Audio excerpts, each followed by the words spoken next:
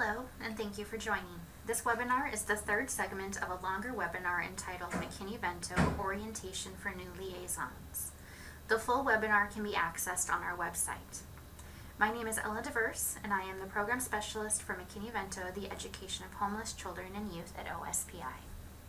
Having been a liaison and working with them often, I have found that there are three common questions that come from new liaisons. What do I need to do? How do I do it? And when do I need to do it? Today we are going to focus on the third question. When do I need to do it? The actual day-to-day activities of the liaison are different by LEA and region. However, there are certain universal things that pop up throughout the year that liaisons need to keep in mind. August and September are one of the busiest times of the year for the liaison. When a liaison comes back to the office at the beginning of the year, they need to start requalifying families and reconnecting with the previous year's qualifying families. Liaisons need to connect with all families and students that were identified the previous year to determine whether or not they qualify again for the new school year. I always suggest reaching out to families with students who will need transportation first. This will help to ensure that they begin the year with the rest of the students and receive services. Additionally, you should reach out to any students residing outside the district immediately. If they are still eligible for services and it is in their best interest, they have the right to maintain school of origin. If they are no longer eligible for services, you may need to assist them with completing a choice or a waiver request or connect them with their neighborhood school for enrollment. Students are eligible for services for up to 30 days into the new school year. At times it can be difficult to get in touch with our families, and this gives them the ability to be enrolled, start school on time, and ensure continuity of instruction just in case. This is also the perfect time to start training staff. Liaisons are required to receive training and then provide training to all district staff who provide services to students.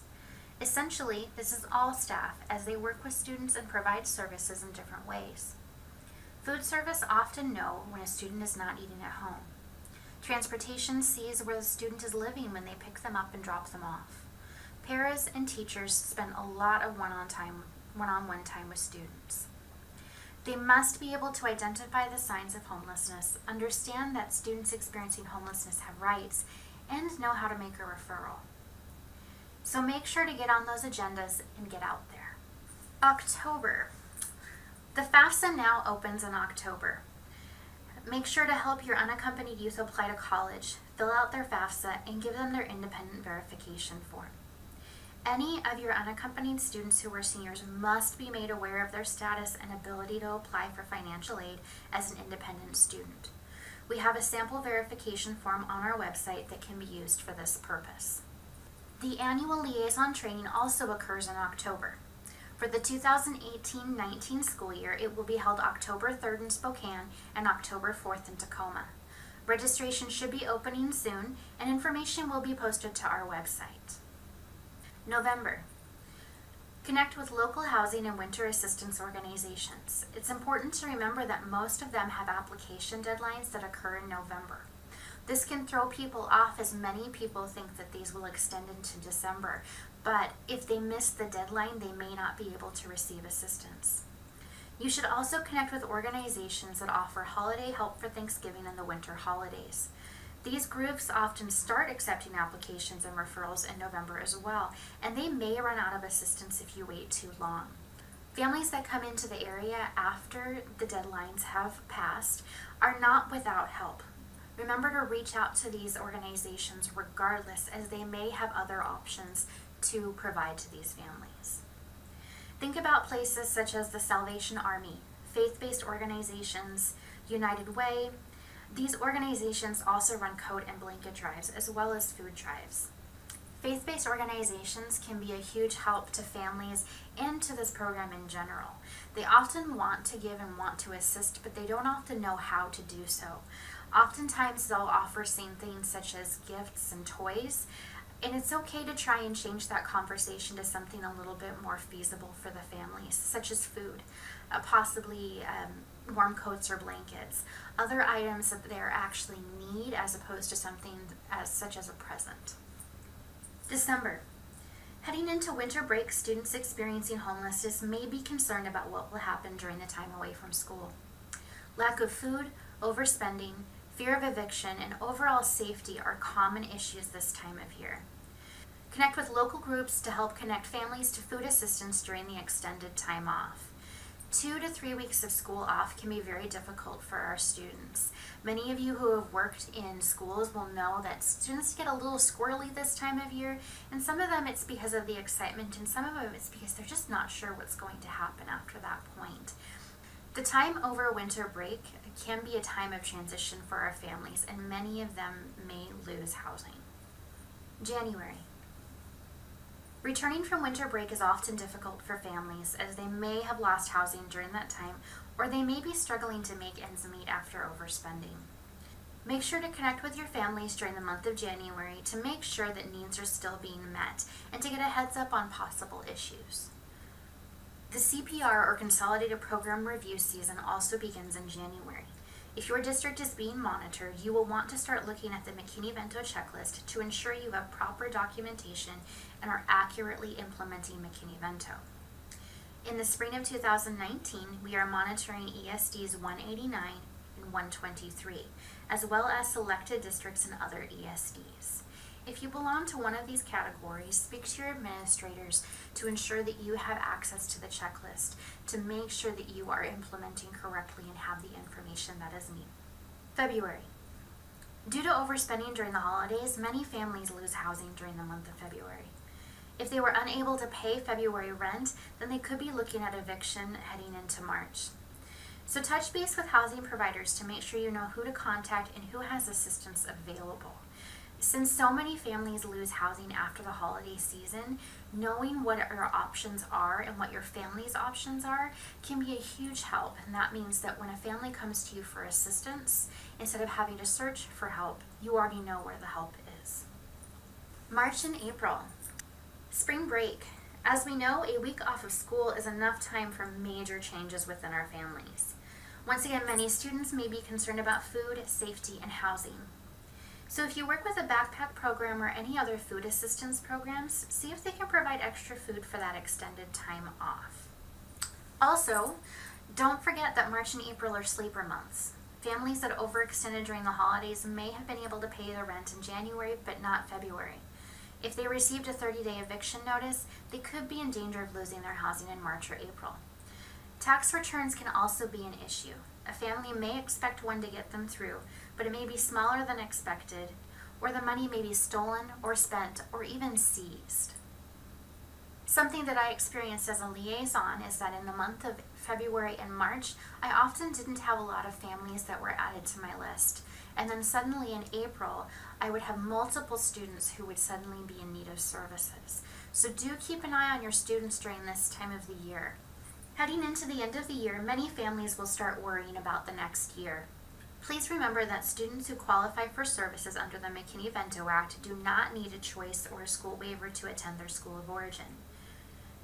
So, if you have families and students who are living outside the district, make sure that you have these things prepared for them and that office people and other administrators and teachers are aware of the fact that if they're still eligible for services the next year, they will not need these forms. Start looking at fees and fines owed by your students. If you settle these before the end of the year, they will not become a barrier in the future. And make sure you are checking on your seniors specifically to ensure that they are on track to graduate. Even if they have outstanding fees and fines, they have the right to take part in all graduation activities, including the graduation ceremony, to graduate in general, and to have all records and transcripts released immediately. Always remember that fees and fines cannot be held against a student as they create barriers. June. If you send out an end-of-the-year letter to your families, consider including information for summer food programs and other community assistance. This can be a difficult time of year for our students as many of them may be without safety and food during the summer break. Providing them with this information can alleviate a lot of pressure. In addition to sending out this letter, it's important to remember that oftentimes sending letters out in the mail to our families may not be the best option. Oftentimes they won't receive these letters, especially if they're living in doubled up situations or if they're highly mobile. Try to find other ways to get these letters to families. Oftentimes, I would send letters home with students, so if you can have them prepared for the end of the year to send home, that might be the best option. It is also important to remember that even if you send a letter like this home, you do still need to connect with the families at the beginning of the school year the next year. You should also make sure that your schools know that all McKinney-Vento eligible students are to remain enrolled and ready to attend at the beginning of the school year. This includes students who are currently residing outside the LEA. These students should not be treated as choice or waiver students at this point, as they maintain their rights to school of origin if they are still homeless. They must remain enrolled, just like students housed in the Liaisons. Remember that these are some of the first students you should reach out to when you return to work for the next school year. Data collection. Make sure you have checked and verified your data. Additionally, make sure that all of your unaccompanied homeless youth are identified as both homeless and unaccompanied. If they are not logged as both, they will not reflect accurately in your data. The user guide on our website is a great resource for liaisons preparing for the data collection. On a monthly basis, check your student data. Verify that all of your students are entered correctly. It is much easier to make sure that your data is correct as you go through the year, as opposed to waiting until the end of the year and having to make massive changes. Always connect with your community partners. Find out if there are any events that are coming up that could assist your students and families. And also, have any of your families been accessing assistance? Referrals can come from your community partners, and they can be a huge help throughout the year to all the families and the students that you work with. Review attendance and credits. Are your students on track? This is something that should be tracked regularly.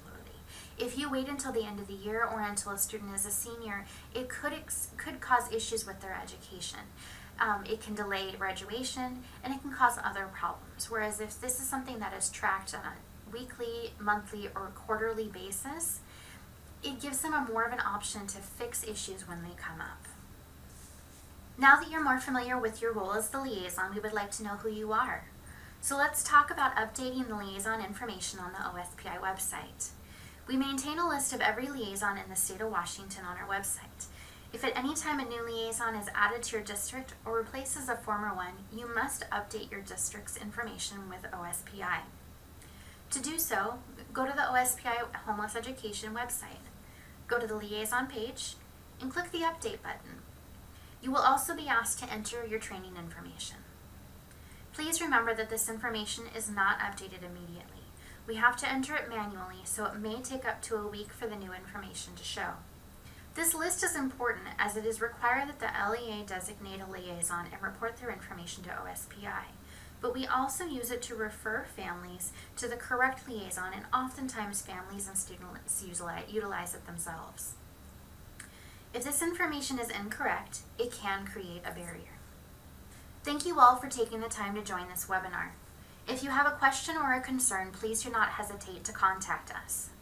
We can be reached at 360-725-6505, or our technical assistance email is homelessed@k12.wa.us.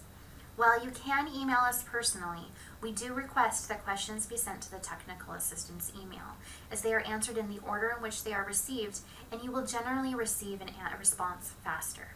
The final 2 slides of this presentation contain contact information for the state of Washington's homeless and foster care education teams, as well as other state and national resources.